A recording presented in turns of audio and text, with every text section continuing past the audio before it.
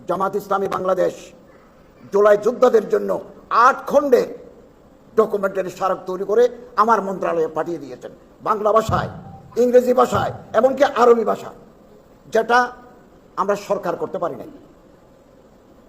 এই জুলাই বিপ্লবে কারা শহীদ হয়ে গেলেন, কারা পঙ্গু হয়েছেন, কাদের আর্টিফিশিয়াল হাত লাগাতে হয়েছে, কাদের পা লাগাতে হয়েছে, এই যে ডকুমেন্টারি এক এক ভলিউম এত বড় একটা দল করে দিয়েছে। আমরা কেন পারবো না? আপনারা উদ্যোগ নেন। কেবল বক্তৃতার ভিতরেই আমরা কনফাইন হয়ে গেলে আমাদের লক্ষ্যচ্যুতি ঘটবে। গরম গরম বক্তৃতা করে ঘরে চলে গেলাম, নট দিস।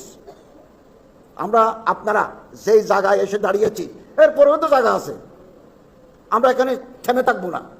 পূর্ব দিগন্তে নতুন সূর্যের আলো যতক্ষণ ফুটে নাই ততক্ষণ আমরা এগিয়ে যাব এবং এই দেশকে একটা কল্যাণ রাষ্ট্র, আদর্শিক কল্যাণ রাষ্ট্র প্রতিষ্ঠা করতে চাই, যেখানে চোর থাকবে না, যেখানে ব্যাংক লুটেরা থাকবে না, যেখানে স্বৈরাচারীদের থাকার সুযোগ থাকবে না, এমন এক দেশ চাই।